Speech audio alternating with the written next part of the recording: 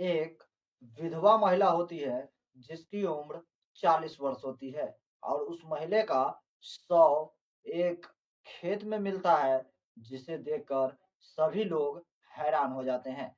आखिरकार उस विधवा महिला की हत्या किसने की और उस महिला का आखिरकार हत्या करने के पीछे वजह क्या रही होगी?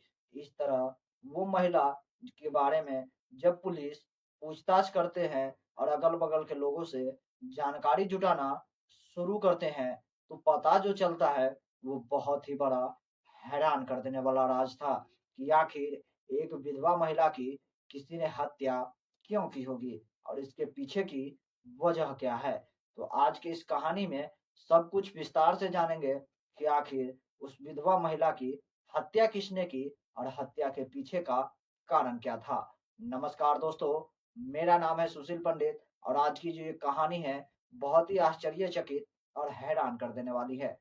दोस्तों, इस कहानी को सुनने के बाद अगर आपको वीडियो पसंद आए तो वीडियो को एक लाइक कर दीजिएगा और चैनल को भी सब्सक्राइब जरूर कर लीजिएगा। तो चलिए जानते हैं इस पूरी कहानी को। दोस्तों, यह घटना उत्तर प्रदेश राज्य के बाराबांकी जिले की है।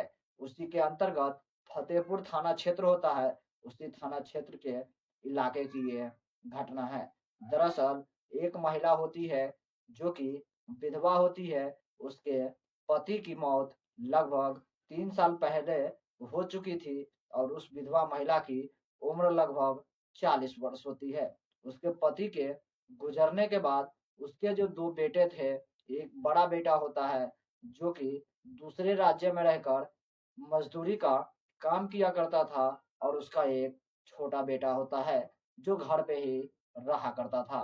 लेकिन उसके पति के मौत हो जाने के दौरान उसको गांव के ही एक लड़का जिसका नाम सर्वेश होता है, उस लड़के से उस विधवा महिला की गहरी दोस्ती हो जाती है या यूं कह लीजिए उस लड़के से गहरा प्रेम हो जाता है और इसी के लिए उन दोनों के बीच बहुत सारी बातचीत होती है।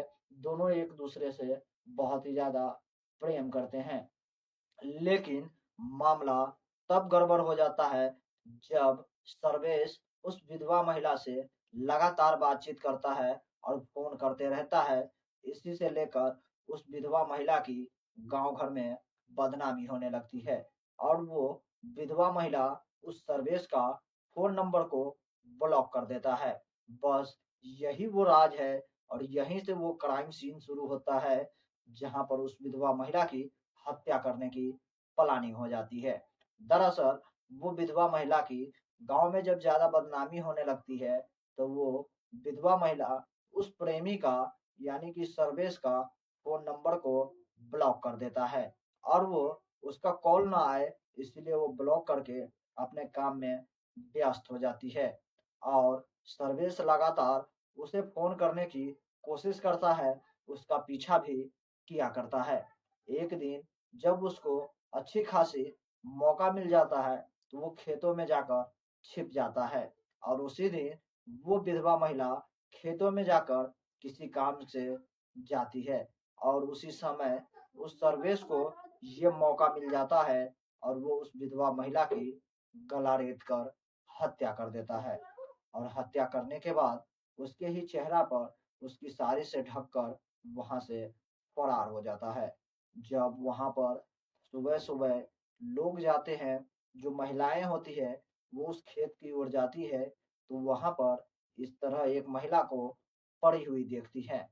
जब वो साड़ी हटाकर देखती है, तो उसके पैरों तले से जमीन खिसक जाती है। वो लोग, वो महिलाएं जो थी, सभी लोग डर जाती है और वहां से फौरन ही भाग जाती है और इस घटना की जानकारी नजदीकी फतेहपुर थाना क्षेत्र को दी जाती है और जब सभी पुलिस टीम को लेकर उस घटना पे पहुंचते हैं, उस खेत में जब पहुंचते हैं, तो उस महिला की जो डेड बॉडी होती है, उस बॉडी के बारे में पहले लोगों से पूछताछ की जाती है कि आखिर इस महिला को कोई जानता भी है या नहीं। तब लोगों से पूछताछ के दौरान ये पता चलता है कि ये जो महिला है, ये इसी गांव की है और इस महिला की पति की मौत 3 साल पहले हो चुकी थी। अब उस महिला की डेड बॉडी को सबसे पहले पोस्टमार्टम के लिए भेज दिया जाता है, क्योंकि देखने से ये पता चल रहा था कि उस महिला की गला रेत कर हत्या कर दी गई थी। और अगल-बगल के लोगों से पूछताछ करते हैं तो पता चलता है कि इस विधवा महिला का किसी लड़के के साथ अफेयर चल रहा था और वो लड़का उसी गांव का था। उस लड़के का नाम सर्वेश होता है। पुलिस जल्दी ही उसके घर पे पहुंचकर उस सर्वेश को भी गिरफ्तार कर लेता है और उससे जब पूछताछ की जाती है तो वो इधर-उधर की बातें बनाने लगता है, पुलिस को गुमराह करने की कोशिश करने लगता है। लेकिन पुलिस जब सख्ती से उससे पूछताछ करता है, तब वो असली सच्चाई बताता है। बताता है वो कि उसने ही उस विधवा महिला की हत्या कर दी और हत्या करने का कारण ये था कि वो विधवा महिला उससे प्रेम करती थी और उससे पैसे भी ब्लैकमेल करके लिया करती थी। बहुत सारे पैसे भी ले रही थी और जब उसकी गाँव में बदनामी होने लगी, तो वो मेरा नंबर ब्लॉक कर देती थी और मुझसे बातें नहीं करती थी। इसीलिए मुझे एक दिन मौका मिला और मैं इस घटना को अंजाम देने के लिए पिछले कई हफ्तों से प्लानिंग कर रहा था।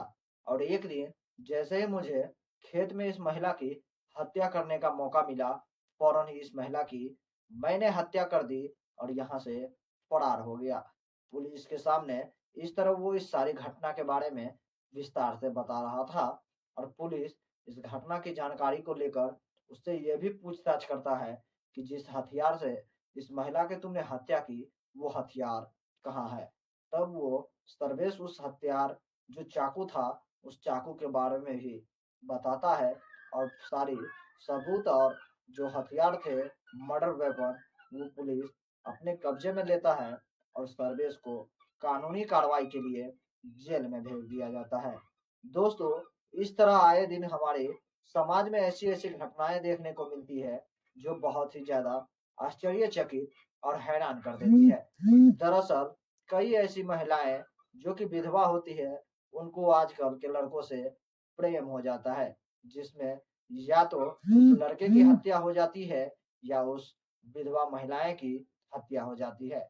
कई ऐसी लड़कियां हैं जिनको शादीशुदा होने के बावजूद भी अफेयर हो जाते हैं, जिनके वजह से उसके या तो प्रेमी की हत्या हो जाती है या उसका पति उस महिला की हत्या कर देती है। इस तरह की कई घटनाएं होते रहती है, फिर भी आजकल की बहू बेटियां इससे कोई सबक नहीं लेती है, कुछ सीख नहीं पाती है। बाकी दोस्तों, इस तरह की कहानी को लेकर आप लोग क्या सोचते हैं और आपका क्या विचार है, हमारे कमेंट सेक्शन में कमेंट करके ज़रूर बताइएगा। बाकी इस कहानी को सुनाकर हमें किसी के दिल को ठेस पहुँचाने का कोई भी इरादा नहीं है। बस आप लोगों को जागरूक करना है और इस तरह की घटनाओं से अवगत कराना है, ताकि आप लोग सतर्क रहे, सावधान रहे। बाकी इस वीडियो से जय हिंद, जय भारत।